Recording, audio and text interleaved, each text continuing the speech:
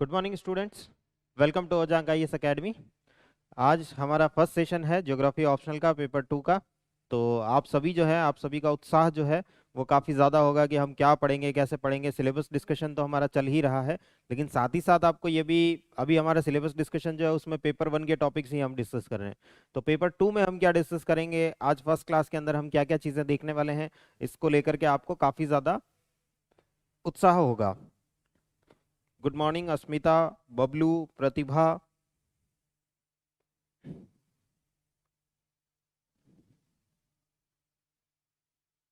Good morning, very good morning.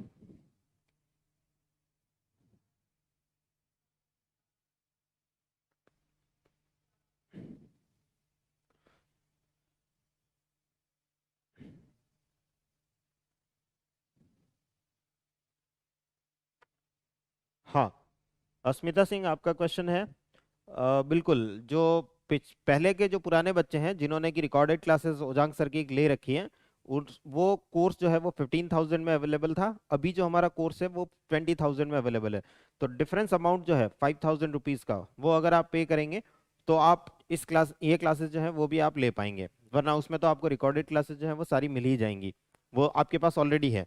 अगर आप इन live classes को करना चाहते हो तो बस जो डिफरेंस अमाउंट है वही पे करना है, अलग से पूरा कोर्स खरीदने की आपको जरूरत नहीं है। जिन बच्चों ने पहले ले रखा है उनकी बात कर रहा हूं मैं।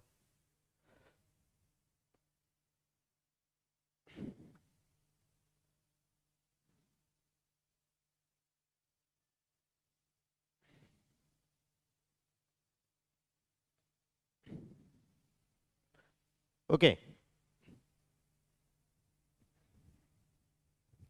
ओके, तो यूट्यूब पर भी काफी बच्चे हैं जो कनेक्ट हो चुके हैं।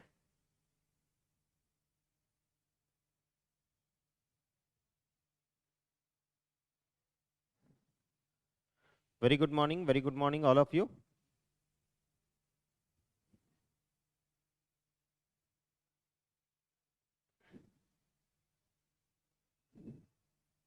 सर जियोग्राफी आप बेस्ट पढ़ाते हैं sir, thanks for this batch for us. Thank you अस्मिता।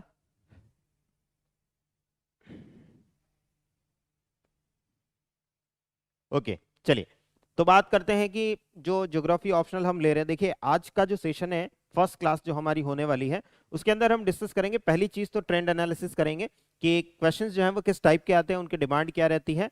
कई सारे बच्चों को ऐसा लगता है, खासतौर से मैं, क्योंकि हम पेपर 2 को स्टार्ट करें तो पेपर 2 का ही ट्रेंड एनालिसिस जो है यहाँ पर हम करेंगे।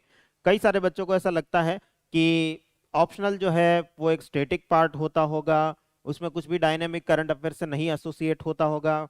वो कैसे, वो जो भ्रम है, वो जो मिथ है, वो कैसे दूर होगा, इसको हम आज समझेंगे कि कहाँ कहाँ हम गलतियां कर जाते हैं, कहाँ कहाँ हमें सचेत रहने की आवश्यकता है, ये हम डिस्कस करेंगे। साथ ही हम ये भी डिस्कस करेंगे,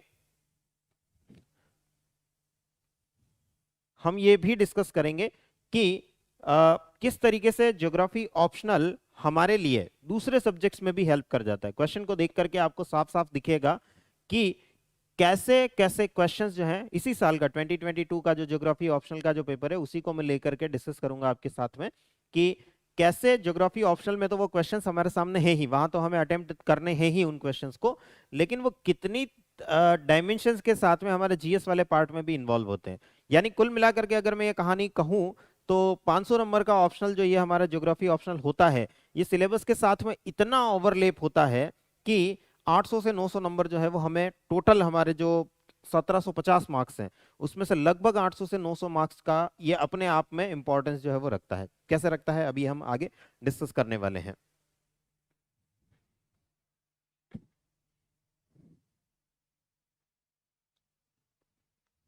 ऐप में चल रही है, बिल्कुल चल रही है, ये क्लास जो है वो ऐप में चल रही है।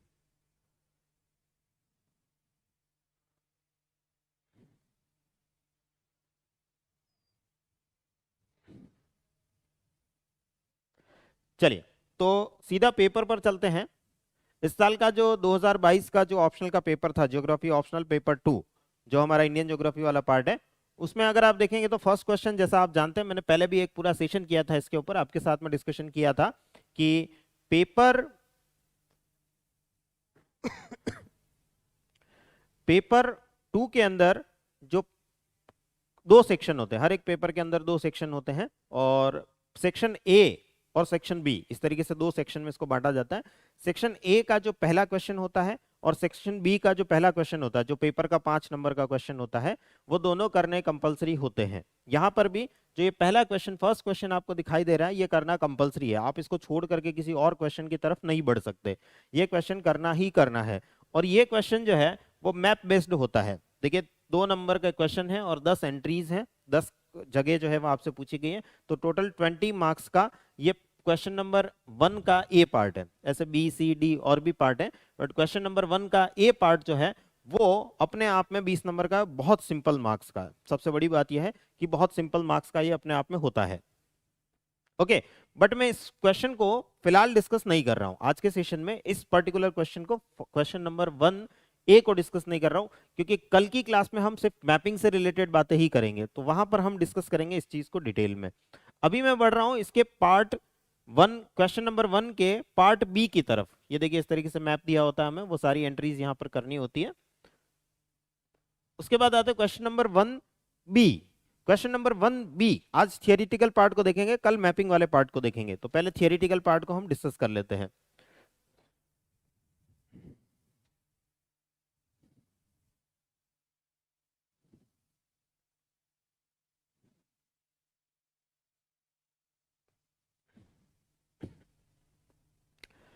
देखिए सबसे पहला क्वेश्चन देखिए, दिल्ली एनसीआर क्षेत्र में चरम कणिकीय प्रदूषण एक लाइलाज विषय क्यों बना हुआ है? Why has extreme particulate pollution remained a festering issue in Delhi NCR region? यानी दिल्ली और उसके आसपास का जो क्षेत्र, जिसको हम नेशनल कैपिटल रीजन कहते हैं, एनसीआर के नाम से जानते हैं, वो दिल्ली एनसीआर वाला जो रीजन है, दिल्ली एनसीआर वाला जो क्षेत्र है, वहां पर पर्टिकुलेट पॉल्यूशन जो है, कणिकीय प्रदूषण जो है, वो अपने एक्सट्रीम लेवल पर क्यों रहता है? क्यों रहता है? साफ साफ देखिए यहां पर जो क्वेश्चन की डिमांड है कि चरम कणिकीय प्रदूषण एक लाइलाज विषय क्यों बना हुआ है, कारण क्या है, इस पर हमें ज्यादा फोकस करना है। डेफिनेटली क्वेश्चन की डिमांड को हमें देखना है, ऐसा नहीं कि हम इसके प्रभावों पर ज्यादा फोकस कर रहे हैं। हमारे पास में 10 नंबर का क्वेश्चन है, हमें 150 वर्ड्स के अराउंड इसके अंदर लिखने हैं, और उसमें पता चला कि आपने 100 वर्ड जो है, 100 वर्ड जो है, वो सिर्फ इसी चीज के लिए दे दिए कि इसके प्रभाव क्या होंगे। प्रभाव पूछे ही नहीं, क्वेश्चन की डिमांड नहीं है कि प्रभाव पूछ रहा है, वो पूछ रहा है आपसे कि कारण क्या है, कौन कौन से कारण है जिनकी वजह से ये कणिकीय प्रदूषण एक लाइलाज बीमारी बना हुआ है, फेस्टरिंग इशू बना हुआ है। यानी कॉजेस पर हमें ज्यादा फोकस करके यहां पर आंसर देना है। लेकिन अगर आप इस चीज को कनेक्ट करें जीएस वाले पार्ट से, थोड़ा बहुत आप सभी लोग जो है वो जीएस से मिले हुए हैं, जीएस के साथ में एक्वेंटेड है, जीएस को कहीं ना कहीं देखा है, सिलेबस डिस्कशन ओजांग सर का भी आपने देखा ही है, जीएस के सारे क्वेश्चन का, चारों पेपर्स का, तो उसमें आप जानते हैं कि ये इशू तो कॉमन इशू है सर, ये बार बार न्यूज में रहता है, करंट अफेयर्स में रहता है। पराली जलाई जाती है दिल्ली के आसपास, हरियाणा वाले क्षेत्रों में पराली जलाने का जो इशू है, स्टबल बर्निंग इंग्लिश में जिसे हम कहते हैं, वो स्टबल बर्निंग या पराली जलाने का इशू ही तो हमें बार बार करंट अफेयर्स में देखने को मिलता है। खासतौर से सर्दियों का मौसम जो आता है, फरवरी का महीना जब आता है, फरवरी मार्च का मौसम जब हमें देखने को मिलता है, बसंत की ऋतु जब हमें देखने को मिलती है, गेहूं की कटाई जब होती है, तब हम हर बार न्यूज में देखते हैं इसको, तो हर साल न्यूज में देखते हैं इसको, तो और जीएस में भी तो आता है ये पार्ट। अगर आप इसको जीएस से कनेक्ट करके देखें तो जीएस में भी तो आता है ये part as it is. App में चल रही है, जो बच्चे पूछ रहे हैं,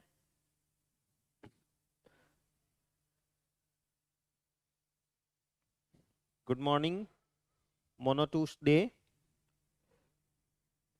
जो बच्चे यूट्यूब पर पूछ रहे हैं कि क्या क्लास ऐप पर चल रही है, बिल्कुल चल रही है, और ऐप पर काफी सारे बच्चे मुझसे जुड़े हुए भी हैं।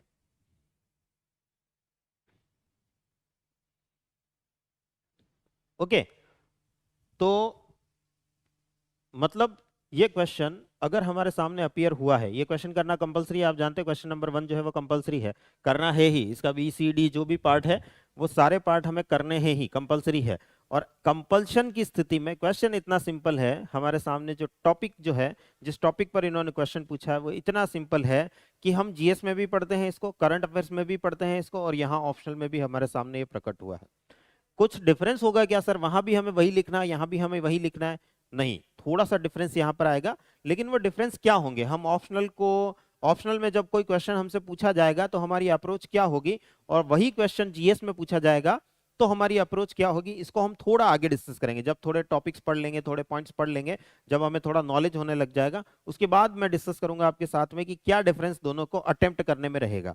लेकिन क्वेश्चन को अगर हम देखें तो क्वेश्चन तो हमें सब तरफ दिखाई दे रहा है, यही क्वेश्चन जीएस में भी हमें दिखाई देता है और यही क्वेश्चन हमें ऑप्शनल में भी दिखाई देता है। ऑप्शनल में साफ साफ ये इसी साल का 2022 का ऑप्शनल जीएस पेपर 2 का क्वेश्चन पेपर है, एज इट इज पीडीएफ जो है मैं आप लोगों के लिए लेकर के आया हूं। मैं स्लाइड्स में भी इसको डाल सकता था, लेकिन बच्चों को लगता नहीं है, फील नहीं आती है कि सर ये क्वेश्चन पेपर है क्या, आपने क्या पता अपने हिसाब से क्वेश्चन बना लिया होगा। कई बार फैथ का इशू जो है वो हो जाता है बच्चों के अंदर, तो मैं सीधी पीडीएफ जो है वो आपके लिए लेकर के आया हूं।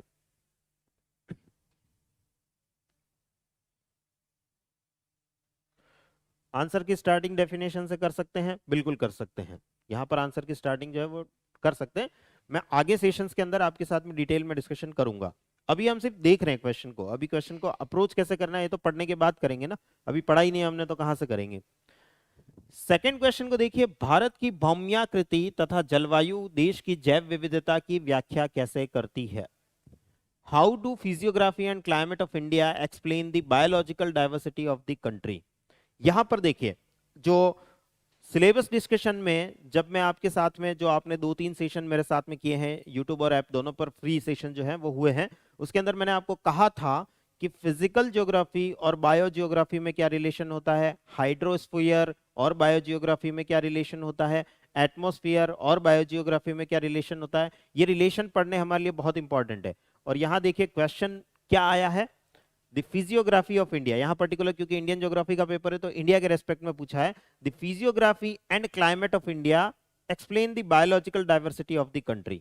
ये physiography and climatology of India जो है वो बायोलॉजिकल डाइवर्सिटी को, जैव विविधता को कैसे प्रभावित करते होंगे, इनका क्या प्रभाव पड़ता होगा। क्लाइमेट चेंज होता होगा तो बायोडाइवर्सिटी कैसे चेंज होती होगी, फिजियोग्राफी अगर चेंज होती होगी तो जो जैव विविधता है वो कैसे चेंज होती होगी। ये सारी चीजें हमें यहाँ पर एक्सप्लेन करनी है। अगेन देखिए रिलेशन ही पूछा है, अगर मैं इसको डायरेक्टली देखूं तो ये सीधा सीधा बात कर रहा है, इस क्वेश्चन की डिमांड ये है कि रिलेशन बताओ इन दोनों के बीच में क्या रिलेशन होता है। और जब मैं आपको सिलेबस एक्सप्लेन कर रहा था तभी मैंने आपको कहा था सबके बीच का रिलेशन हमें पढ़ना होता है, सबके बीच का रिलेशन हमें देखना होता है।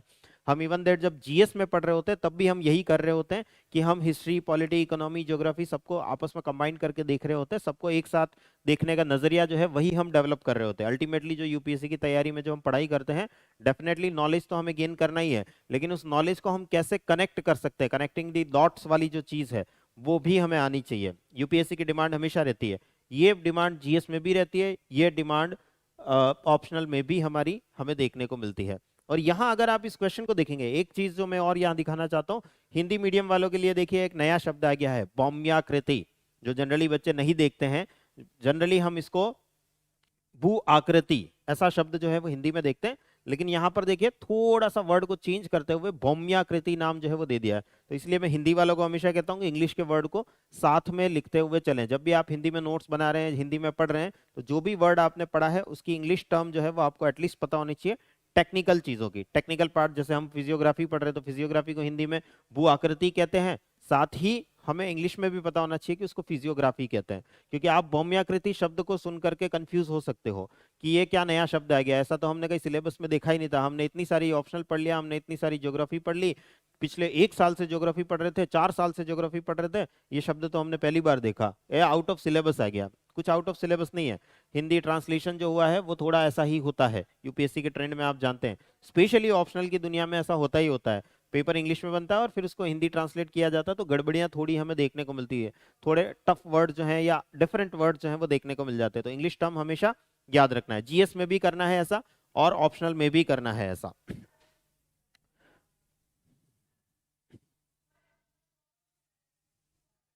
यस, बिल्कुल अनन्या, इंटरडिसिप्लिनरी अप्रोच जो है वो हमें अपनानी होती है यहाँ पर।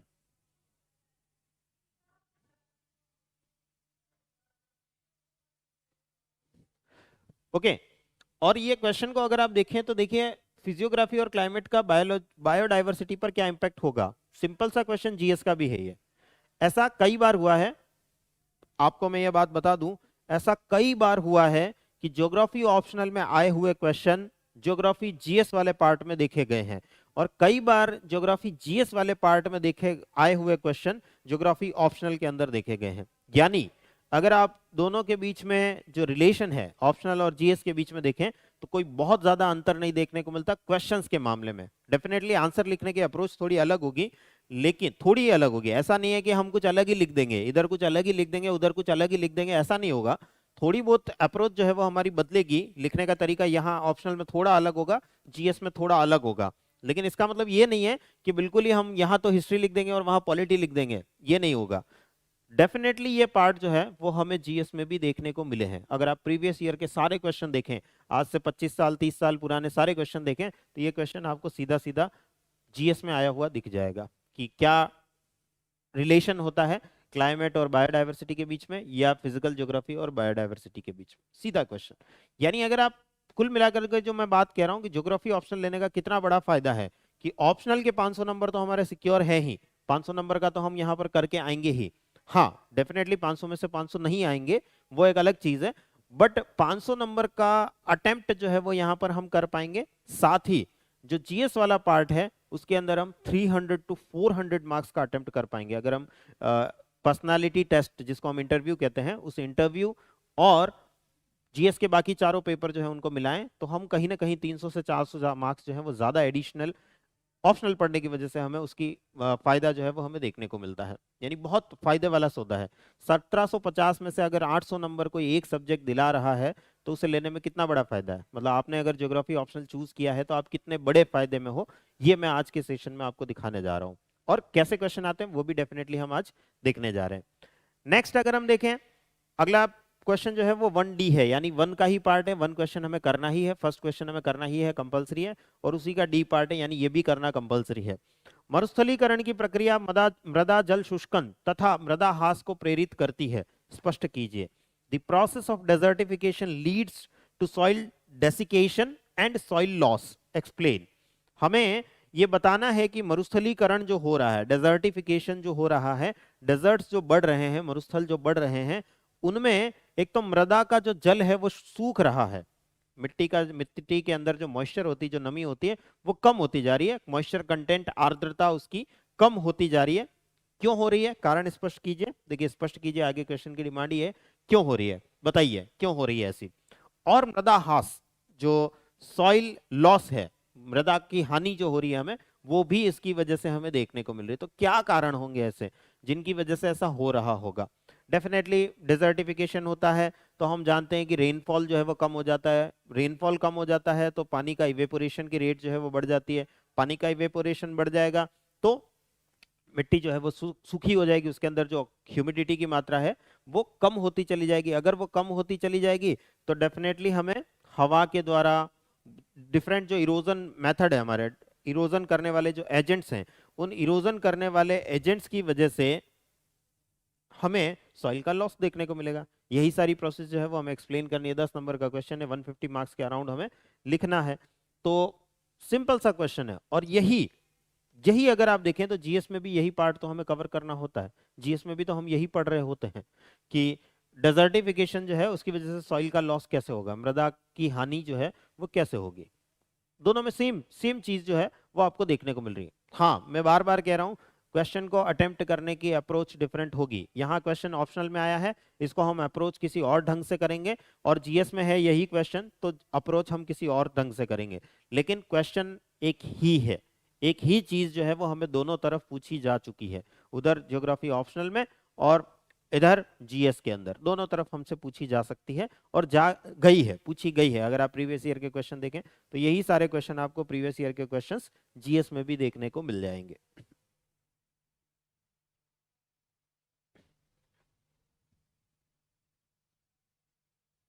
ये किस ईयर का पेपर है, 2022 का पेपर है। इसको मैंने मैपिंग में भी एक्सप्लेन किया था। बिल्कुल अनन्या, आपने बिल्कुल सही बोला, मैपिंग में भी हमने इसका डिस्कशन जो है वो किया था। नेक्स्ट क्वेश्चन को देखते हैं। ये तो चलो वो क्वेश्चन थे जो करने ही थे, मतलब यहाँ आपके पास ऑप्शन था ही नहीं कि आप इस क्वेश्चन को छोड़ सके। अब देखते हैं अगले क्वेश्चंस को। सेकंड क्वेश्चन, उसके भी 4 पार्ट हैं, A B C 3 पार्ट है, सॉरी। ए, बी और सी, तीन पार्ट हमें देखने को मिल रहे हैं। और यहाँ पर क्वेश्चन के मार्क्स जो है वो ज्यादा है, यानी थोड़े से वर्ड्स लिमिट जो है वो हमें बढ़ानी होगी। क्वेश्चन 2 का ए जो है वो 20 मार्क्स का है, 2B जो है वो 15 मार्क्स का है, तो 2C जो है वो 15 मार्क्स का है। क्या कहता है क्वेश्चन नंबर 2 का ए? भारत में दक्षिणी पश्चिमी मानसून प्रणाली की अनिश्चितता को प्रभावित करने वाले कारकों का समालोचनात्मक परीक्षण कीजिए। Critically examine the factors affecting the unpredictability of south west monsoon system in India. Bharat में जो साउथ वेस्ट मानसून आता है, दक्षिण पश्चिम मानसून जो आता है, वो अनप्रेडिक्टेबल क्यों है? यानी हम हर साल क्यों नहीं कह सकते कि मानसून अच्छा होगा? किसी साल वीक हो जाता है, किसी साल स्ट्रांग हो जाता है, कभी अच्छी बारिश लाता है, कभी नहीं बारिश लाता है, उसका डिस्ट्रीब्यूशन जो है वो गड़बड़ा जाता है। ये जो अनप्रेडिक्टेबिलिटी है, किसान जो भरोसे बैठा रहता है मानसून के, वो अनप्रेडिक्टेबल क्यों है, उसके पीछे के क्या कारण होंगे, ये हमें बताना है। और ये क्वेश्चन जो है 20 मार्क्स का क्वेश्चन है, क्योंकि इसके अंदर आप बहुत टेक्निकल चीजें भी डिस्कस कर रहे होंगे, क्योंकि यहाँ पर मॉनसून पर इंपैक्ट एल नीनियो, ला नीना जैसी चीजों का पड़ता है, एमजेओ, मैडन जूलियन ऑसिलेशन, इन सब का प्रभाव हमें देखने को मिलता है, इंडियन ओशियन डाइपोल, ऐसे बहुत डेप्थ वाले जो टॉपिक है, क्लाइमेटोलॉजी के जो जबरदस्त टॉपिक है, उनको आपको यहाँ पर डिस्कस करना पड़ेगा और उसको भी क्रिटिकली एग्जामाइन करना है, समालोचनात्मक परीक्षण करना है। यानी क्या फायदे क्या नुकसान, सारी चीजें जो है वो यहाँ पर डिस्कस करनी है। और क्योंकि क्वेश्चन की डिमांड ही इतनी जबरदस्त है, इसीलिए देखिए मार्क्स भी जो है वो जबरदस्त है। अगर आप अच्छा अटेम्प्ट करेंगे तो अच्छे मार्क्स जो है वो आपको देखने को मिलेंगे। इसी को आप अगर जीएस में देखें तो सेम क्वेश्चन जीएस में हमें देखने को मिल सकता है, या इसमें से किसी एक टॉपिक को जीएस में पूछा जा सकता है कि भाई ये एल नीनियो खबरों में रहता है, क्या होता है? ला नीना खबरों में रहता है, ट्रिपल डिप ना नीना अभी न्यूज में है, क्या होता है बता दो जरा। यही क्वेश्चन हमें जीएस में भी देखने को मिल सकता है। 150 वर्ड्स में होगा, क्योंकि वो एक ही पॉइंट को पूछेंगे, तो वो 150 वर्ड्स के अराउंड 10 नंबर के अराउंड हमें देखने को मिल जाएगा। यहाँ क्वेश्चन की डिमांड ज्यादा है, बहुत सारी चीजें हमें डिस्कस करनी है, इस वजह से इसका मार्क्स जो है वो हमें ज्यादा देखने को मिल रहे हैं।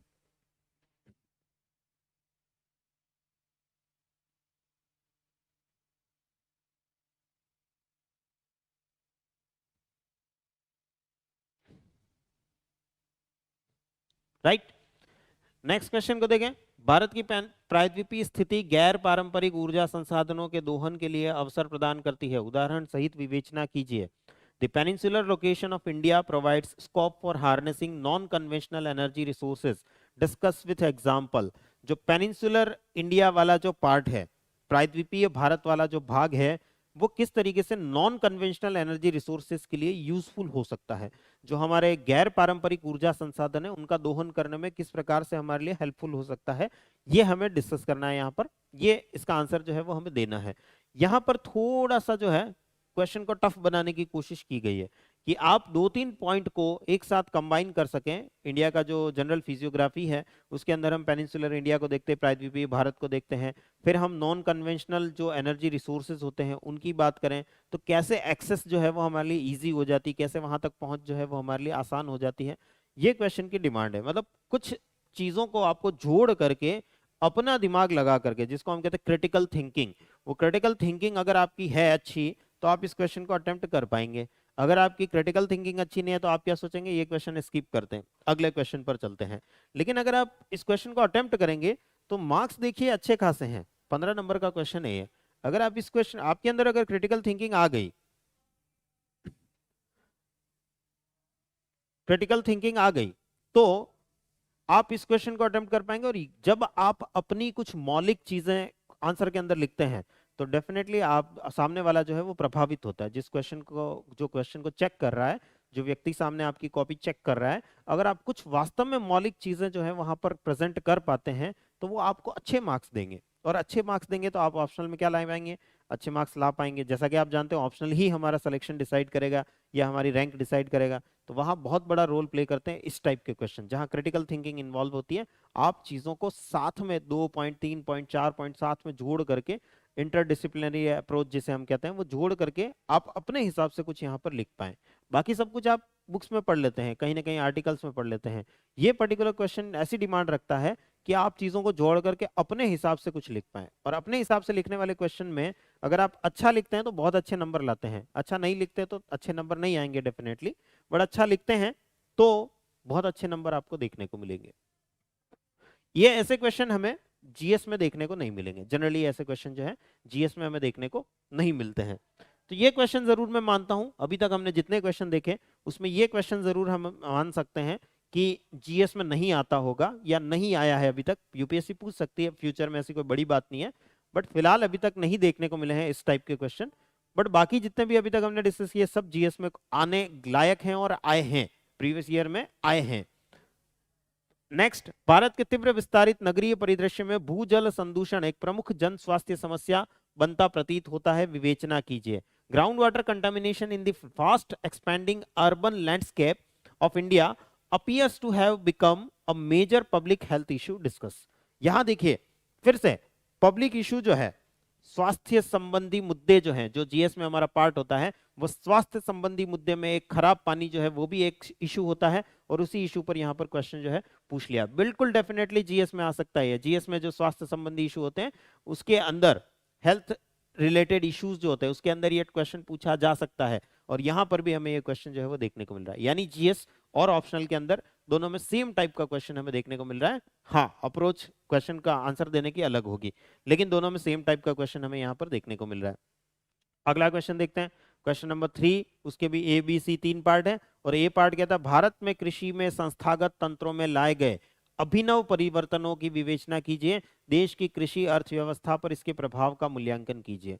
Discuss the recent changes brought under in institutional frameworks of agriculture in India, evaluate its impact on the agrarian economy of the country। Bharat की जो एग्रेरियन इकोनॉमी है उस पर इसका क्या इंपैक्ट आ रहा होगा। इकोनॉमी से सीधा कनेक्ट हो रहा है, ज्योग्राफी इकोनॉमी का एकदम बचपन के जुड़वा भाइयों जैसा संबंध है, दोनों जो है बहुत ज्यादा आपस में इंटरकनेक्टेड हमें देखने को मिलते हैं, जबरदस्त तरीके से कनेक्टेड देखने को मिलते हैं। और यहाँ पर भी सेम एग्रेरियन इकोनॉमी जो है उस पर इसका क्या इंपैक्ट आएगा वो हमें बताना है, यानी इकोनॉमी के पॉइंट ऑफ व्यू से भी आंसर देना है हमें। साथ ही discuss the recent changes brought under the institutional framework of the agriculture in India. Bharat में जो एग्रीकल्चर है, कृषि है, उसके ऊपर जो इंस्टीट्यूशनल फ्रेमवर्क है, संस्थागत तंत्र जो है, उसमें क्या परिवर्तन आए हैं, करंट अफेयर्स का पार्ट है ये, और उसका क्या प्रभाव होगा उसको हमें डिस्कस करना है, मूल्यांकन करना है, डिस्कस करना है। यानी हमें बताना है कि क्या सरकार ने अभी अभी रिसेंटली कुछ चेंजेस किए हैं अपने जो इंस्टीट्यूशनल प्रोविजंस जो है, उनका जो इंस्टीट्यूशन है, जो संस्थागत ढांचा जो है भारत का, इंस्टीट्यूशनल फ्रेमवर्क जो है, उसमें सरकार ने रिसेंटली क्या चेंजेस किए हैं, क्या परिवर्तन किए हैं, जिसकी वजह से हमें कुछ अच्छा होता हुआ दिखाई देगा, और इसका असर बहुत सारे सेक्टर्स पर होगा, बहुत सारी चीजों पर होगा, लेकिन पर्टिकुलर एग्रेरियन इकोनॉमी के ऊपर, कृषि अर्थव्यवस्था जो है उसके ऊपर इसका क्या प्रभाव होगा, ये हमें डिटेल में डिस्कस करना है। क्वेश्चन की डिमांड को हमेशा समझना पड़ेगा, क्या कहना चाहता है, एक एक वर्ड में तोड़ तोड़ करके फिर उसको जोड़ना पड़ेगा दिमाग में कि हाँ ये वर्ड ये कह रहा है, ये वर्ड ये कह रहा है, ये वर्ड ये कह रहा है, सबको फिर आत्मसात करिए, अपने अंदर लेकर के आइए कि अच्छा क्वेश्चन की डिमांड ये है, इन इन चीजों की डिमांड रख रहा है ये। तो यहां पर ये करंट अफेयर्स का क्वेश्चन हो सकता है, इंस्टीट्यूशनल फ्रेमवर्क क्या क्या आए हैं, इसके क्या इंपैक्ट होंगे। करंट अफेयर्स में ये क्वेश्चन जीएस में आपको देखने को मिल सकता है। इकोनॉमी, इंडियन इकोनॉमी जो है, भारतीय अर्थव्यवस्था जो है, जीएस पेपर 3, जिसके अंदर एग्रीकल्चर अपने आप में एक लंबा चौड़ा टॉपिक है, उसके अंदर भी ये क्वेश्चन आपको देखने को मिल सकता है कि क्या चेंजेस किए गए हैं सरकार के द्वारा, भारत सरकार के द्वारा, जिसका कि सीधा सीधा प्रभाव भारतीय अर्थव्यवस्था पर या कृषि अर्थव्यवस्था पर हमें देखने को मिलेगा।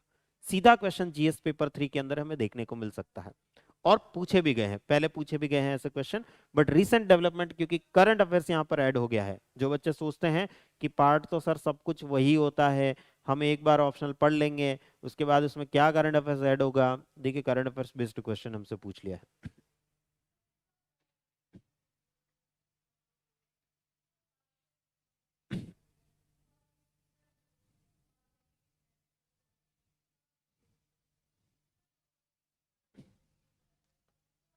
ज्योग्राफी बहुत टफ लगती है, ज्योग्राफी टफ नहीं है, या आप ऐसी सोच रखते हो इसलिए ऐसा लगता है कि ज्योग्राफी बहुत टफ है, वरना ज्योग्राफी टफ नहीं है। यूट्यूब पे कुछ बच्चे कह रहे हैं कि सर ज्योग्राफी बहुत टफ लगती है, नहीं है, ज्योग्राफी बिल्कुल भी टफ नहीं है। ज्योग्राफी को अगर हम अच्छे से पढ़ लेते हैं तो दूसरे और सब्जेक्ट के रास्ते खुल जाते हैं, वो समझना बहुत आसान हो जाते हैं। चलिए अब देखिए अगला क्वेश्चन एक और, भारत के उत्तर पश्चिमी नदी बहाव के राज्यों में जल विभाजन पर होने वाले निरंतर विवाद की विवेचना कीजिए। Discuss the continuing dispute on water sharing between the riparian states of north west India. North west India देखिए वाटर डिस्प्यूट हमें देखने को मिलते हैं, जल विवाद देखने को मिलते हैं, करंट अफेयर्स में भी रहता है, पॉलिटी में भी रहता है टॉपिक, और ज्योग्राफी में भी रहता है टॉपिक, जीएस में भी रहता है, ऑप्शनल में भी रहता है, दोनों में हमें देखने को मिलता है। यानी यही क्वेश्चन आपको जीएस वाले पार्ट में भी देखने को मिल सकता है, कोई बड़ी बात इसमें है नहीं। इसके अलावा जो पर्टिकुलर फोकस करना है हमें वो नॉर्थ वेस्ट इंडिया पर करना है, उत्तर पश्चिमी भारत पर करना है। यानी पंजाब, हरियाणा, जो वाले जो क्षेत्र हैं, हिमाचल प्रदेश, और इन सब क्षेत्रों में जो हमें ज्यादा विवाद देखने को मिलते हैं, जल विवाद जो है, वाटर डिस्प्यूट जो है वो देखने को मिलते हैं, उन पर ज्यादा फोकस करके इस क्वेश्चन का आंसर देना है। साफ साफ लिखा है इन्होंने कि नॉर्थ वेस्ट इंडिया के हिसाब से मुझे आंसर जो है वो चाहिए, इस क्वेश्चन की डिमांड यही है, इसके हिसाब से मुझे आंसर चाहिए। और आप जानते हैं कि करंट अफेयर्स में रिवर डिस्प्यूट, वाटर डिस्प्यूट जो है वो लगे रहते हैं, बने रहते हैं। यानी करंट अफेयर्स बेस्ड क्वेश्चन है, प्रीलिम्स में भी आ सकता है, जीएस मेंस में भी आ सकता है, मेंस के जीएस वाले पार्ट में भी आ सकता है। और जो डिस्प्यूट जो है नॉर्थ वेस्ट इंडिया के बारे में भी पूछे जा सकते हैं, जीएस में कोई बड़ी बात नहीं है इसमें, कुछ ऐसा है तो नहीं कि जीएस में लिखा हो कि हम नॉर्थ वेस्ट के बारे में नहीं पूछेंगे, ऐसा कि सिलेबस में यूपीएससी ने मेंशन किया ही नहीं है कि हम ये नहीं पूछेंगे, ऑप्शनल में ये पूछेंगे, यहाँ पर ये नहीं पूछेंगे, ऐसा कुछ नहीं है। पर्टिकुलर जो पार्ट है वो जीएस से बहुत ज्यादा कनेक्ट होता है। यहाँ पर अगर आपने इतनी देर में इतने क्वेश्चन जो देखे हैं उससे ये बात तो समझ गए होंगे कि पर्टिकुलर ज्योग्राफी ऑप्शनल जीएस से बहुत ज्यादा कनेक्ट होता है।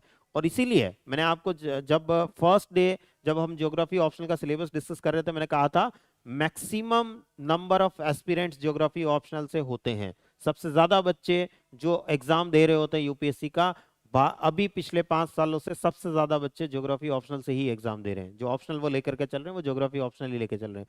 क्योंकि जब आप प्रीवियस ईयर के पेपर को देखते हो तो ये बात समझ आ जाती है कि ये ऐसी एक रामबाण औषधि है ज्योग्राफी ऑप्शनल, जो क्या करेगा, हमें बहुत सारी जगहों पर फायदा देगा, बहुत सारी जगहों पर। इवन दैट अभी तो मैंने आपके साथ में सिर्फ ज्योग्राफी के क्वेश्चन डिस्कस किए, अभी ऐसे क्वेश्चन आएंगे जो आईआर में भी काम आएंगे। ऐसे क्वेश्चन जैसे एक हमने देखा था अभी एग्रेरियन इकोनॉमी, इकोनॉमी में भी काम आएगा। यानी ये ऑप्शनल में जो हम पढ़ रहे हैं वो हमारे जीएस में भी बहुत काम का होने वाला है। हाँ, क्वेश्चन को अटेम्प्ट करने की अप्रोच डिफरेंट होगी, बट काम तो दोनों जगह आ रहा है ना, जीएस में भी बहुत काम आ रहा है, यहाँ भी बहुत काम आ रहा है। तो ऐसा ऑप्शनल कौन नहीं लेना चाहेगा? ऐसा ऑप्शनल नहीं लेना, एक तरीके से मैं कहूंगा कि अगर आप दूसरे किसी ऑप्शनल पर जा रहे हैं तो बहुत स्ट्रांग रीजन अगर आपको मिले कि हाँ ये कारण है जिसकी वजह से मुझे ये ऑप्शनल लेना चाहिए, तभी उन ऑप्शनल के साथ जाना चाहिए। इस ऑप्शनल को क्यों छोड़े फिर हम? अगर ये ऑप्शनल इतना ज्यादा मार्क्स हमें दिला सकता है, इतनी ज्यादा कनेक्टिविटी इसकी जीएस के साथ बनती है, तो फिर हम फालतू में इस ऑप्शनल को छोड़ के किसी और ऑप्शनल के साथ में क्यों जाएं?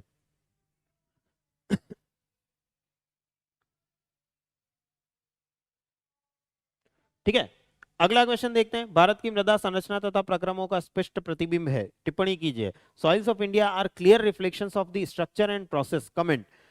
मतलब सीधी सीधी बात ये कहना चाह रहा है कि भारत की जो मिट्टी बनती है वो वहां का स्ट्रक्चर कैसा है, यानी पहले से वहां पर रॉक्स कैसी हैं, उस पर निर्भर निर्भर करता है, और किस किस प्रोसेस से, किस किस प्रक्रम से वो मिट्टी बन रही है उस पर निर्भर करता है। स्पष्ट कीजिए, डिटेल में एक्सप्लेन कीजिए कि कैसे ऐसा होता होगा।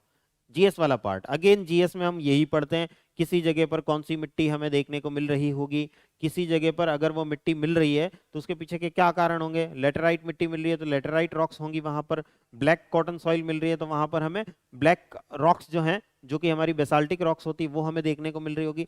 ऐसे ऐसी चीजें वही जो हम जीएस में पढ़ रहे होते हैं वही यहाँ पर भी अप्लाई होती हुई आपको दिखाई देगी। क्वेश्चन को थोड़ा अटेम्प्ट जो है वो डिफरेंट अप्रोच से करेंगे हम, लेकिन चीजें वही की वही है जो हम जीएस में पढ़ते हैं। और अगर हम यहाँ पढ़ के गए तो जीएस में भी अगर ये क्वेश्चन अपीयर होता है जो कि पहले पूछे जा चुके हैं, आप इसको वहां पर बहुत अच्छे से अटेम्प्ट कर पाएंगे। बहुत सिंपल चीज है, सब सारी चीजें कनेक्ट हो रही है जीएस से। अभी तक हमने 3 क्वेश्चन जो है वो देखे हैं। 3 क्वेश्चन के अंदर, एक के अंदर 4 पार्ट थे, एक के अंदर 3 पार्ट थे, एक के अंदर 3 पार्ट थे। तो 9 क्वेश्चन, 9 से 10 क्वेश्चन जो है वो हम देख चुके हैं। 9 से 10 क्वेश्चन में सिर्फ एक क्वेश्चन ऐसा था जो बहुत ज्यादा टेक्निकल था, जो ऑप्शनल में ही हो सकता है, वरना बाकी सारे क्वेश्चन जो हमने देखे वो हमारे जीएस से कनेक्ट हो रहे हैं। अभी आगे देखते हैं और क्या यही कनेक्टिविटी बरकरार रहती है। भारत की भूगर्भिक संरचना समृद्ध खनिज संसाधन प्रदान कराती है। उपर्युक्त कथन को भारत के बृहद खनिज क्षेत्रों से सह संबंधित कीजिए। India is bestowed with rich mineral resources due to its geological structure. Correlate the above statement with large mineral belts of India. Bharat के जो मिनरल बेल्ट्स हैं वो हमारी जो जियोलॉजिकल स्ट्रक्चर जो है उसके साथ में कैसे कनेक्ट होते हैं। हम जीएस में पढ़ते हैं, मैं जीएस में आपको पढ़ाता हूं, जो बच्चे मेरे साथ में पढ़ चुके हैं, जीएस में हम पढ़ते हैं कि किस तरीके से कारगिल हॉटस्पॉट के ऊपर होकर के हमारे इंडियन पेनिनसुलर प्लेट गई थी, और किस वजह से हमें जो है हमारा जो पेनिनसुलर प्लेटू वाला पार्ट है, प्रायद्वीपीय पठार वाला भाग है, वो बनता हुआ हमें दिखाई देता है। इग्नियस रॉक्स कैसे बनती है, वही रॉक्स वाला पार्ट यहाँ पर अप्लाई होता है। इग्नियस रॉक्स के अंदर हमें मेटल्स देखने को मिलते हैं या मिनरल्स ज्यादा देखने को मिलते हैं। यहाँ पर वही चीज जो है वो आपसे पूछ ली गई है कि कोरिलेट कीजिए कि भूगर्भिक संरचना जो है वो समृद्ध खनिज संसाधन प्रदान करती है। मिनरल रिसोर्सेज जो हैं वो जियोलॉजिकल स्ट्रक्चर पर बहुत ज्यादा डिपेंडेंट होते हैं। इस चीज को डिस्कस करिए, इस स्टेटमेंट को, इस स्टेटमेंट के अंदर जो भारत के अंदर जो लार्ज मिनरल मिल रहा है, डिपॉजिट मिल रहा है, बड़े निक्षेप जो हमें देखने को मिलते हैं खनिजों के, उसको कनेक्ट करके बताइए। सिंपल क्वेश्चन, जीएस में भी हम यही पढ़ते हैं। जीएस में कौन सी अलग चीज पढ़ते हैं, यही तो चीज है हम जीएस में भी पढ़ रहे होते हैं, और यहाँ पर भी सेम चीज जो है वो हम यहाँ पर देख रहे होते हैं, यहाँ पर पढ़ रहे होते हैं। को रिलेशन करना है। देखिए ठीक है, मैं मानता हूं कि ये क्वेश्चन ऑप्शनल का है, तो इसको अप्रोच अलग होगी, थोड़ा अलग ढंग से हम इसका आंसर लिखेंगे, और अगर हम जीएस में लिख रहे होते तो इसका आंसर लिखने का जो तरीका होता वो थोड़ा सा डिफरेंट होता, लेकिन कंटेंट तो वही है ना, चीजें तो वही है, मामला तो वही है, जो हमें बताना है, बताने की अप्रोच, दिखाने की अप्रोच जो है, तरीका जो है, यहाँ डिफरेंट होगा वहां डिफरेंट होगा, बस इतना सा अंतर आएगा। बात तो वही कहनी है हमें, जो यहाँ कहनी है, जो वहां कहनी है, एक ही बात डिस्कस करनी है हमें। तो जीएस में भी ये पार्ट हमारा क्या हो जाता है, बहुत इंपॉर्टेंट हमारे लिए हो जाता है। भारत के सूखा प्रवण क्षेत्रों में शुष्क भूमि कृषि के महत्व की विवेचना कीजिए। Discuss the importance of dry land farming in the drought prone regions of India. जब भी हम ड्रॉट की, डेजर्टिफिकेशन की बात करते हैं, तो डेजर्टिफिकेशन को कैसे रोका जाए, मरुस्थलीकरण को कैसे रोका जाए, जीएस में भी पढ़ते हैं, environment and ecology GS paper 3 के अंदर भी पढ़ते हैं। और जब भी हम इसकी बात करते हैं तो तरीके अलग अलग अलग अलग अलग हमारे सामने निकल करके आते हैं कि किस कारण से होता है वो भी हम पढ़ते हैं, क्या प्रभाव होते हैं वो भी हम पढ़ते हैं, जीएस में ये सब कुछ पढ़ते हैं, और उसके रोकने के क्या उपाय हो सकते हैं, मिटिगेट करने के क्या सॉल्यूशंस हो सकते हैं वो भी हम पढ़ते हैं। और वही यहाँ पर पूछा, उसमें से एक सॉल्यूशन को डिटेल में डिस्कस करने की बात ये क्वेश्चन कर रहा है कि ड्राई लैंड फार्मिंग जो होती है, शुष्क भूमि कृषि जो होती है, उसका क्या महत्व हो सकता है, उसकी क्या इंपॉर्टेंस हो सकती है, ये डिस्कस करिए। अगर हम ड्राई लैंड फार्मिंग करते हैं, अगर हम शुष्क भूमि कृषि करते हैं, तो इसका भारत पर क्या प्रभाव देखने को मिल सकता है, भारत के लिए किस प्रकार से ये महत्वपूर्ण हो सकता है, इंपॉर्टेंट हो सकता है, यही हमें यहाँ पर डिस्कस करना है। वही जीएस वाला पार्ट यहाँ पर भी हमें देखने को मिल रहा है, नथिंग डिफरेंट, बहुत ज्यादा डिफरेंस आपको नहीं देखने को मिल रहा है जीएस और इसमें। हाल के समय में चरम अतिवृष्टि तथा आकस्मिक बाढ़ की घटनाएं देश के निचले क्षेत्रों तथा बाढ़ मैदान में रहने वाले लोगों के लिए विनाशकारी परिणाम प्रस्तुत करती हैं। विवेचना कीजिए। Incidents of extreme rainfall events and flash floods in recent times have led to devastating consequences for people living in low-lying areas and flood plains of the country. Discuss. हम क्लाइमेट चेंज, जीएस पेपर 3 में जब climate change, जलवायु परिवर्तन की बात करते हैं, तो उसका एक बड़ा इंपैक्ट हमें देखने को मिलता है कि किसी जगह पर ज्यादा बारिश हो रही है और किसी जगह पर बारिश नहीं हो रही है, किसी जगह पर अतिवृष्टि हो रही है, किसी जगह पर एक्सट्रीम रेनफॉल हमें देखने को मिल रहा है, और किसी जगह पर हमें ड्रॉट प्रोन एरियाज देखने को मिल रहे हैं, सूखा प्रवण क्षेत्र देखने को मिल रहे हैं। वही तो क्वेश्चन पूछ रहा है ये, जीएस में भी तो पढ़ते हैं हम इसको, वही क्वेश्चन यहाँ ऑप्शनल में देखने को मिल रहा है। सेम चीज, अगेन मैं क्या कह रहा हूं, सेम चीज जो है वो आपको यहां पर देखने को मिलेगी। नेक्स्ट आगे बढ़ते हैं, ये था सेक्शन ए। सेक्शन ए के अंदर आप जानते हैं 4 क्वेश्चन होते हैं, 4 में से फर्स्ट क्वेश्चन करना तो कंपलसरी है ही, बाकी 3 में से आपकी जो इच्छा हो वो आप कर सकते हैं। वैसे ही सेक्शन बी में जब एंटर होते हैं तो इसका जो फर्स्ट क्वेश्चन है, जो कि इस क्वेश्चन पेपर का क्वेश्चन नंबर 5 है, करना कंपलसरी है, इस क्वेश्चन को करना कंपलसरी है, आप इसे छोड़ करके नहीं निकल सकते हैं। क्वेश्चन क्या कहता है, प्रत्येक प्रश्न का उत्तर लगभग 150 शब्दों में दीजिए, 150 वर्ड्स में आपको क्वेश्चन का आंसर देना है। और देखिए 10-10 नंबर के 5 क्वेश्चन है, यहाँ पर 10 × 5 लिखा हुआ है, यानी 10-10 नंबर के 5 क्वेश्चन है, 50 नंबर का ये क्वेश्चन आपको देखने को मिल रहा है अकेला, क्वेश्चन नंबर 5। 5 पार्ट है, ए बी सी डी और लास्ट में ई, ऐसे 5 पार्ट जो है वो आपको देखने को मिल रहे हैं। अब इसमें देखिए, भारत में स्थानीय वन्यजीवी समुदायों पर वन अधिकार अधिनियम 2006 के प्रभाव की विवेचना कीजिए। Discuss the impact of forest right act 2006 on the local forest communities in India. GS में पार्ट जो एनवायरमेंट एंड इकोलॉजी हम पढ़ते हैं, उसके अंदर ये क्वेश्चन हमें देखने को मिलता है, फॉरेस्ट के राइट्स। पॉलिटी से भी आप इसको कनेक्ट कर सकते हैं कि वन अधिकार जो है उसके बारे में किस प्रकार से हमें अलग अलग एक्ट जो है, अधिनियम जो है वो देखने को मिलते हैं, आप इसको वहां भी कनेक्ट कर सकते हैं। यानी ऑप्शनल में तो ये क्वेश्चन है ही, हमें यहाँ पर करना ही, कंपलसरी वाले पार्ट में करना तो है ही, लेकिन यहाँ पर हमें कौन सा नॉलेज ज्यादा काम देगा, जो हम जीएस में पढ़ के आए हैं। और अगर हम इस क्वेश्चन को करते हैं तो ये क्वेश्चन हमें कहाँ फायदा भी देगा, जैसे हम प्रैक्टिस कर रहे हैं, प्रैक्टिस करते टाइम अगर हमने इस क्वेश्चन को अटेम्प्ट किया तो ये हमें फायदा कहाँ देगा? अगर इस टाइप का क्वेश्चन हमारा एनवायरमेंट एंड इकोलॉजी में प्रकट होता है, हम उस क्वेश्चन को आसानी से अटेम्प्ट कर पाएंगे। होता है, बिल्कुल होता है। ऐसे ही क्वेश्चन एनवायरमेंट एंड इकोलॉजी में भी हमें कुछ कुछ एक्ट पर कभी कभी देखने को मिलते हैं, अधिनियम पर डिस्कस करते हुए क्वेश्चन देखने को मिलते हैं, और वहां पर हमारी जो पार्ट है, ये पार्ट जो हम यहाँ पर पढ़ रहे हैं, यहाँ डिस्कस कर रहे हैं, ये बहुत वहां पर काम आ जाता है। एक तीर से दो निशाने, बिल्कुल एक तीर से दो निशाने, क्या मैं कहता हूँ एक तीर से 100 निशाने लगेंगे यहाँ। ज्योग्राफी को अगर आप ऑप्शनल लेते हैं तो इतनी जगह काम आएगा, जीएस में इतनी जगह काम आएगा कि एक तीर से 100 निशाने लग जाने वाले हैं।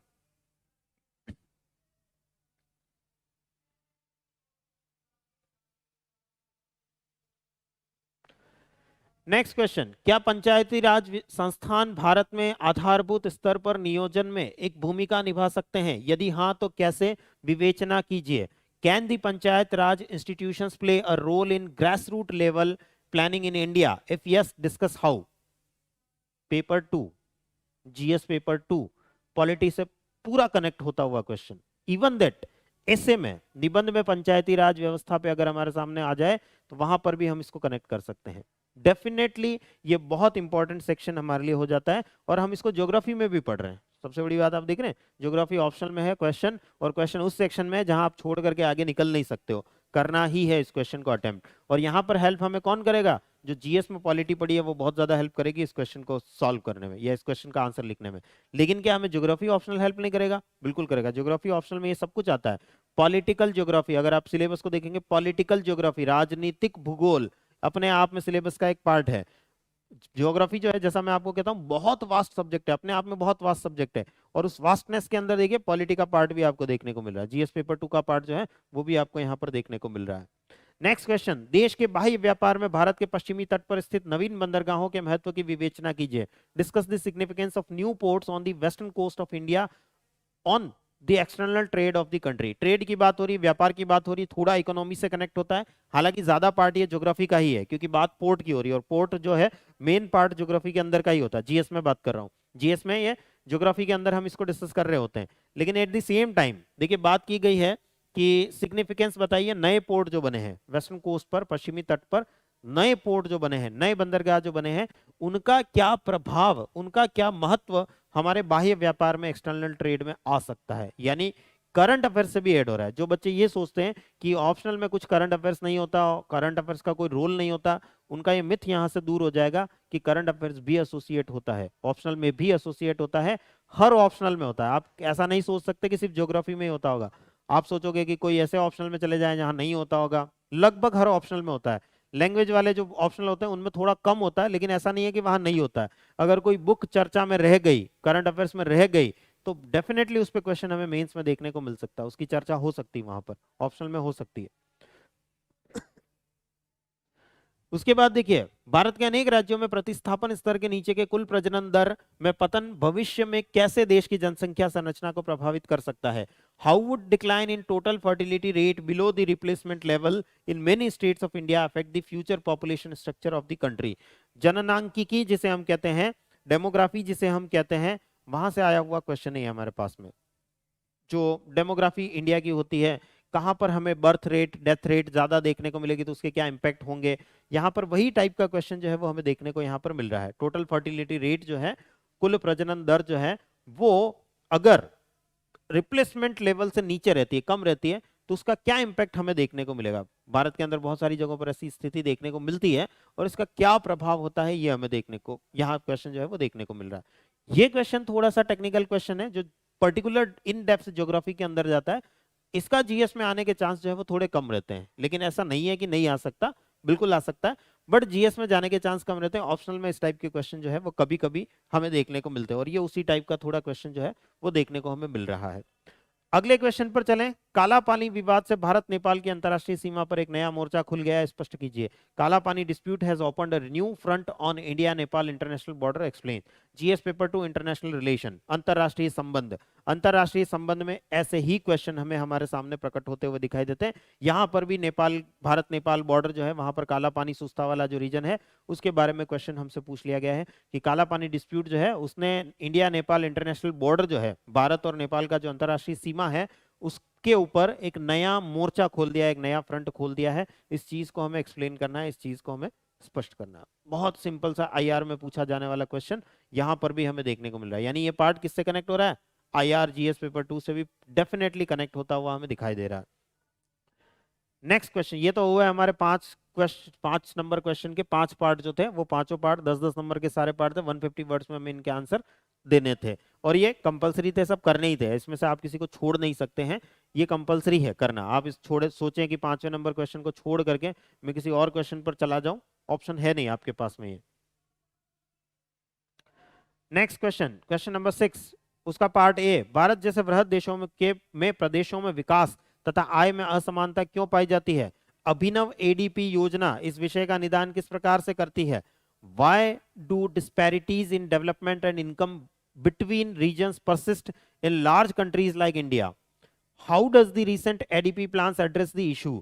देखिए यहाँ पर जो हम ज्योग्राफी ऑप्शनल की कुछ थियरीज जो पढ़ते हैं, वो थियरीज वाला पार्ट भी यहाँ पर अप्लाई होता है कि जब रीजन बड़ा होता है, क्षेत्र बड़ा होता है, तो क्या क्या स्थितियां पैदा होती हैं। कुछ थियरीज हम पढ़ते हैं, जीएस में थियरीज के रूप में नहीं पढ़ते, जीएस में सीधा हम पढ़ते हैं कि क्या क्या कारण हो सकते हैं। भारत जैसा अगर कोई बड़ा देश हो, डाइवर्सिटी ज्यादा हो, विविधता ज्यादा हो, तो वहां पर हमें क्या क्या मुद्दे, क्या क्या इश्यूज जो है वो देखने को मिल सकते हैं। जीएस में डेफिनेटली ये क्वेश्चन पूछा जा सकता है।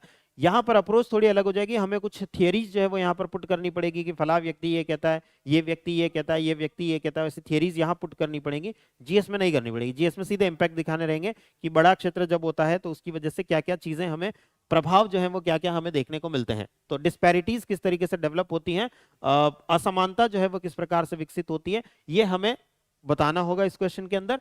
और साथ ही एडीपी जो प्लान है, रिसेंटली एडीपी प्लान जो आया है, वो इसको कैसे एड्रेस करेगा ये भी हमें बताना। करंट अफेयर्स एसोसिएट हो रहा है, जो बच्चे, फिर मैं बता रहा हूं कि जो बच्चे सोचते हैं करंट अफेयर्स का कोई रोल नहीं होता ऑप्शनल में, यहां देख लो करंट अफेयर्स जो है वो एसोसिएट होता है, जुड़ता है, तो करंट अफेयर्स का रोल यहां पर रहेगा। नेक्स्ट क्वेश्चन, भारतीय उपग्रह नेविगेशन प्रणाली में IRNSS नाविक योजना की भूमिका का समालोचनात्मक परीक्षण कीजिए। Critically examine the role of IRNSS NavIC program on the satellite navigation system of India. GS paper 3 science and technology. क्या कुछ वैसा लग रहा है आपको? यहाँ पर साइंस एंड टेक्नोलॉजी मेंस में ऐसे क्वेश्चन हमारे सामने आते हैं कि अगर हम कुछ नया लेकर के आ रहे हैं, नाविक जो लेकर के आए हैं IRNSS, जो 7 सैटेलाइट्स जो है वो लॉन्च किए जा चुके हैं, वो 7 सैटेलाइट्स जो हैं वो किस प्रकार से इंडिया के लिए हेल्पफुल होंगे, भारत के लिए किस प्रकार से खास होंगे, महत्वपूर्ण होंगे। और खास तौर से यहाँ पर ये जो डिस्कस कर रहे हैं नाविक योजना की भूमिका का भारतीय उपग्रह नेविगेशन प्रणाली में क्या योगदान रहेगा, इसको हमें क्रिटिकली एग्जामाइन करना है, यानी फायदे नुकसान सब कुछ बताने हैं। सीधा सीधा क्वेश्चन की डिमांड है, समालोचनात्मक परीक्षण कीजिए, क्रिटिकली एग्जामाइन कीजिए, यानी फायदे नुकसान सारी चीजें हमें डिस्कस करनी है। दूसरे देशों से कंपेयर भी करना है कि दूसरे देश जो है वो क्या कर रहे होंगे, हम क्या कर रहे होंगे, हम उनसे अच्छा कर रहे हैं कि बुरा कर रहे हैं, कम पैसे में कर रहे हैं कि ज्यादा पैसे में कर रहे हैं। सारी चीजें जो हम जीएस में डिस्कस करते हैं, GS paper 3 science and tech, वही part same as it is question यहाँ देखने को मिल रहा है। देख रहे हैं आप कितनी अच्छी कनेक्टिविटी है। जीएस पेपर 1 ज्योग्राफी से कनेक्टिविटी ऑप्शनल की है ही, जीएस पेपर 2 हमने अभी देखा पॉलिटी के क्वेश्चन और आईआर के क्वेश्चन दिखे हमें, GS paper 3 environment and ecology, agriculture, economy और साइंस एंड टेक्नोलॉजी, सबसे तो इसकी कनेक्टिविटी हो रही है। और क्या क्या चाहिए आपको, और क्या क्या चाहिए, अभी और दिखेंगे। देखिए अभी अगले क्वेश्चन की तरफ बढ़े। क्वेश्चन नंबर 6 का सी जो है, भारतीय मलिन बस्तियों में अत्यधिक जनसंख्या संकेंद्रण की भूमिका का परीक्षण कीजिए जो उन्हें कोविड-19 जैसी महामारी के समय अधिक सुभेद्य बनाती है। Examine the role of high population concentration in Indian slums in making them more vulnerable during pandemic conditions like the COVID-19। इनकी समस्या को बताना पड़ेगा। कोविड-19 क्यों जल्दी जल्दी फैलता है? क्योंकि आपस में डिस्टेंस ज्यादा नहीं रख पाते हैं, हम फिजिकल डिस्टेंस ज्यादा रखना चाहते हैं ताकि हम क्या कर सके, कोविड-19 से बच सके। और स्लम्स के अंदर ऐसी क्या स्थिति होती है, जो मलिन बस्तियां जो होती हैं उनके अंदर ऐसी क्या स्थितियां होती हैं कि जनसंख्या का संकेंद्रण ज्यादा होता है, पॉपुलेशन का कंसंट्रेशन ज्यादा होता है, और जिसकी वजह से कोविड-19 को हम रोक नहीं पाते हैं वहां पर, या कोविड-19 को रोकने की जो एफिकेसी है, हमारी प्रभाविकता जो है वो उतनी अच्छी हमें यहाँ देखने को नहीं मिलती है। ये पॉइंट हमें यहाँ पर डिस्कस करना है। ये बहुत ही अच्छा डायनेमिक क्वेश्चन है। कोविड-19 को हाई पॉपुलेशन कंसंट्रेशन से भी कनेक्ट कर दिया और मलिन बस्तियों से, स्लम से भी कनेक्ट कर दिया। 3 पॉइंट से एक साथ कनेक्ट करते हुए क्वेश्चन जो है यहाँ पर पूछ लिया गया है। बहुत अलग टाइप का क्वेश्चन। अगर मैं कहूं तो जैसा अभी थोड़ी देर पहले मैंने बात करी थी, क्रिटिकल थिंकिंग की जहां जरूरत होती है उस टाइप का क्वेश्चन है ये। क्रिटिकल थिंकिंग, आप चीजों को आपस में लिंक कर पाए, आप चीजों को आपस में जोड़ पाए, जो हम जीएस में पढ़ रहे हैं उन सबको आपस में कनेक्टिंग दी डॉट्स वाला जो मेथड होता है, डॉट्स को कनेक्ट करने वाला जो मेथड होता है, वो जोड़ करके इस क्वेश्चन का आंसर दे पाए तो बहुत अच्छा क्वेश्चन जो है ये इस बार पूछा गया था मेन ऑप्शनल के अंदर। हो सकता है कि हमें जीएस में भी देखने को मिले। देखिए कोविड 19 बेस्ड क्वेश्चन जीएस में हमें कम ही देखने को मिले हैं अभी तक, तो पर्टिकुलर ऐसा नहीं देखने को मिला है। तो ऐसा क्वेश्चन हमें जीएस में भी देखने को मिल सकता, कोई बड़ी बात नहीं है इसके अंदर, क्योंकि ये सारी चीजें देखिए, हाई पॉपुलेशन कंसेंट्रेशन जीएस का पार्ट है, स्लम्स जो है, मलिन बस्तियां जो है वो जीएस का पार्ट है, और कोविड 19 जीएस का पार्ट है ही। तो कहीं ना कहीं ये कनेक्टिविटी के साथ में हमें वहां पर भी देखने को मिल सकता है। नेक्स्ट क्वेश्चन, पश्चिमी भारत के औद्योगिक संकुलों की मुख्य विशेषताओं की विवेचना कीजिए। इस क्षेत्र पर SEZ नीति के प्रभाव का परीक्षण कीजिए। Discuss the salient characteristics of industrial complexes of western India, examine the impact of SEZ special economic zone जिसे हम कहते हैं SEZ policy on the region. SEZ का क्या प्रभाव रहा होगा इंडियन इकोनॉमी, भारतीय अर्थव्यवस्था, सीधा जुड़ता हुआ क्वेश्चन हमें दिखाई दे रहा है। भारत में भाषाई क्षेत्रों तथा राज्यों के उद्भव की विवेचना कीजिए। जीएस में हजारों बार पूछा हुआ क्वेश्चन है। Discuss the emergence of linguistic regions and states in India. GS में कई बार पूछा हुआ क्वेश्चन हमें ये देखने को मिलता है, पॉलिटी में भी देखने को मिलता है हमें जीएस पेपर 2 के अंदर, और यहाँ ऑप्शनल में भी हमें एज इट इज क्वेश्चन जो है वो देखने को मिल रहा है। देश के प्रमुख नगरों के सीमांत पर शहरी फैलाव के प्रेरक क्या है? परिवहन परियोजनाओं में नए निवेश ने कैसे शहरी फैलाव को समर्थन प्रदान किया है? What are the drivers of urban sprawl around the major cities of the country? How have new investment in transport projects supported sprawl development? Again देखिए, हमें ज्योग्राफी, पर्टिकुलर ज्योग्राफी जीएस वाला पार्ट जो होता है उसके अंदर भी हम ये सब चीजें डिस्कस करते हैं, तो वहां से कनेक्ट होता हुआ ये दिखाई दे रहा है। भारत में वृहद कृषि प्रादेशीकरण में कृषि जलवायु तथा भूमि दक्षता के सूचकांक कैसे सहायक होते हैं? उपयुक्त मानचित्र सहित स्पष्ट कीजिए, मैप भी बताना है। How do agroclimatic and land capability indicators assist in macro agriculture regionalization of India? Illustrate with an appropriate map. Map बना करके हमें ये सारी चीजें जो है वो एक्सप्लेन करनी है। Agro climate and capability indicators geography का ही पार्ट है, ज्योग्राफी जीएस का भी पार्ट है ये, यहाँ पर भी हमें देखने को मिल रहा है। टाइम हो रहा है इसलिए मैं थोड़ा सा फास्ट जो है इसको ले रहा हूँ। अल्टीमेटली जो मैं बात समझाना चाहता हूँ उसकी तरफ बढ़ना चाह रहा हूँ। हिंद प्रशांत परिमंडल क्षेत्र में समुद्री व्यापार के संबंध में क्वाड की भू राजनीतिक महत्व की विवेचना कीजिए। देखिए geopolitical significance of quad Indo Pacific region में क्या है? कंप्लीट आईआर का क्वेश्चन, प्योर आईआर का क्वेश्चन, जो आईआर में हमारे से पूछा जा सकता है, वही क्वेश्चन यहाँ पर 15 नंबर का हमें ऑप्शनल में देखने को मिल रहा है। भारत के गरीबों को खाद्य उपलब्ध कराने में राष्ट्रीय खाद्य सुरक्षा अधिनियम 2013 की भूमिका का मूल्यांकन कीजिए। जो नेशनल फूड सिक्योरिटी एक्ट 2013 जो है उसको इवेल्युएट, उसका रोल जो है वो इवेल्युएट करना है कि फूड जो है पुअर्स तक, गरीबों तक कैसे पहुंच पाएगा, उसकी बात जो है यहाँ पर हमें देखने को मिल रही है। यानी आप इस क्वेश्चन पेपर को देख करके अब एक बात जो है वो आप बहुत अच्छे से समझ गए होंगे कि जीएस और इसके अंदर बहुत बहुत बहुत ज्यादा रिलेशन है। और मैं जो बात साफ साफ यहां पर कहना चाहता हूं वो ये है कि ये जो हमारा ऑप्शनल है,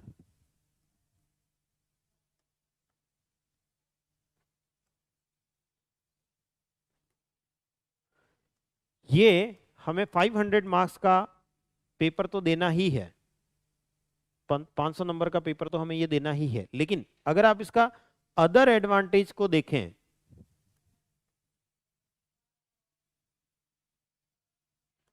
तो लगभग 300 to 400 मार्क्स जो हैं वो जीएस में भी आपको ये दिलाएगा, प्लस इंटरव्यू, दोनों को मिला करके कह रहा हूँ। इंटरव्यू में भी ऐसे बहुत सारे क्वेश्चन पूछे जाते हैं हमसे कि आप फला शहर से हैं तो वहाँ की भौगोलिक समस्याओं को बताइए, वहाँ कुछ मैदानी क्षेत्र से है तो उनकी समस्याओं को बताइए, इंडस्ट्रीज की समस्याओं को बताइए, परिवहन ट्रांसपोर्टेशन की समस्याओं को बताइए। ऐसे बहुत सारे क्वेश्चन हमें वहाँ पर भी देखने को मिल जाते हैं। तो अगर मैं टोटल देखूँ तो ये 800 से 900 मार्क्स का पेपर जो है ये हमें तैयारी प्रोवाइड करा देता है।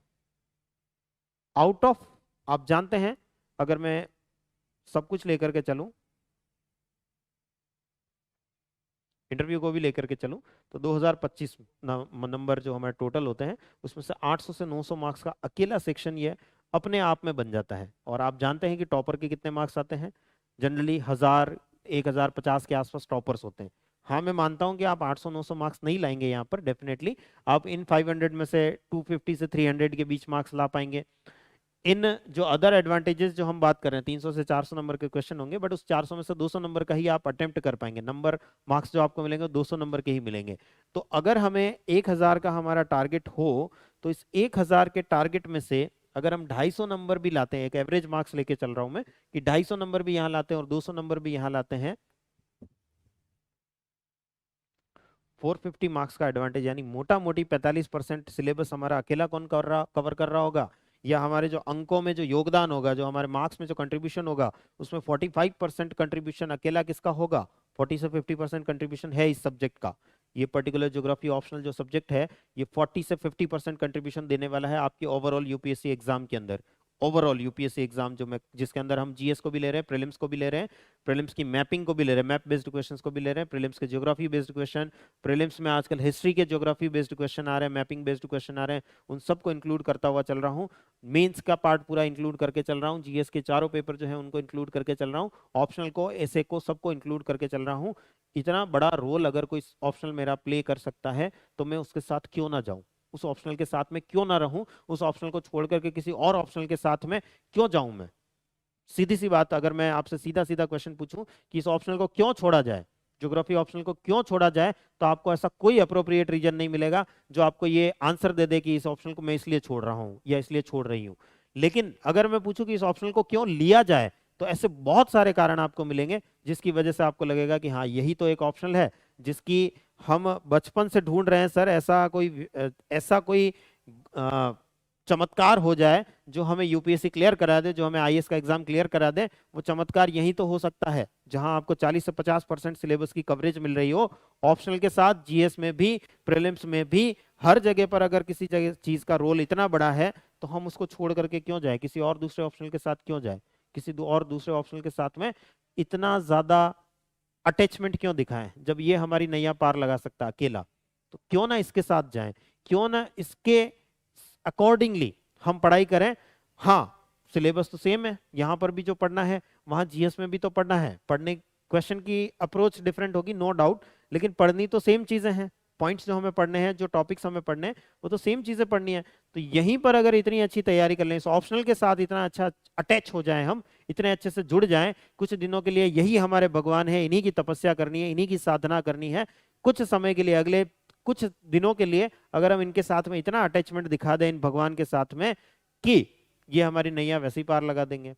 हमारा ऑप्शनल का पेपर तो अच्छा कराएंगे ही कराएंगे, साथ ही हमारा जीएस के पेपर में इतना बड़ा कंट्रीब्यूशन इस भगवान का रहेगा कि ये भगवान हमारी नैया को पार लगा करके रहेंगे। तो हम क्यों छोड़े इस ऑप्शनल को। तो अल्टीमेटली जो आज का सेशन था, उसका जो सार है वो यही है कि इस ऑप्शनल को इतना अच्छे से पढ़ना, जो बच्चे आप मेरे साथ जुड़ चुके हो, इस ऑप्शनल को इतना अच्छे से पढ़ना, कहीं कोई डाउट आता है, कहीं कोई कंफ्यूजन होता है, आप मुझसे पूछते चलें, मैं आपके हर डाउट, हर कंफ्यूजन का आंसर जो है यथा समय देता हुआ चलूंगा। ऐसा नहीं कि आप बीच में, सर हम पढ़ तो जियोमॉर्फोलॉजी रहे हैं, आप ट्रांसपोर्टेशन का क्वेश्चन उठा के ले आओ, वो नहीं चलेगा। जब हम ट्रांसपोर्टेशन पढ़ रहे होंगे तब उस क्वेश्चन का आंसर भी आपको मिल जाएगा। लेकिन साथ में बने रहे मेरे साथ में, उसी रिलीजियसनेस के साथ में, उसी तल्लीनता के साथ में मेरे साथ बने रहे। ये ऑप्शनल आपको बहुत बहुत बहुत बड़ा एडवांटेज जो है वो दिलाएगा। बहुत बड़ा एडवांटेज ऑप्शनल के अंदर भी मिलेगा और जीएस वाले पार्ट के अंदर भी आपको देखने को मिलेगा। राइट, बात क्लियर है अभी।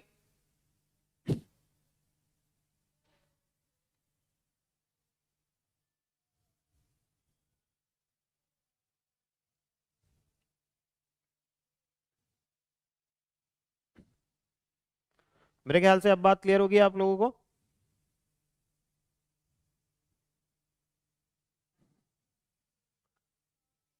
हमने अभी अभी देखा, लगभग जीएस के हर एस्पेक्ट को कवर कर रहा है ये ऑप्शनल। और डेफिनेटली इसको पढ़ने के बाद हमारा जो सोचने का दायरा है वो भी इतना वाइड हो जाता है, इतना बड़ा सोच पाते हैं कि हम जीएस के सारे पार्ट्स को एक साथ अकोमोडेट कर पाते हैं, एक साथ सबको एक साथ कनेक्टिंग दी डॉट्स वाली चीजें जो है वो भी हम एक साथ कनेक्ट कर पाते हैं, एक साथ जोड़ पाते हैं। इतना बड़ा एडवांटेज इस ऑप्शनल का हमें देखने को मिलता है।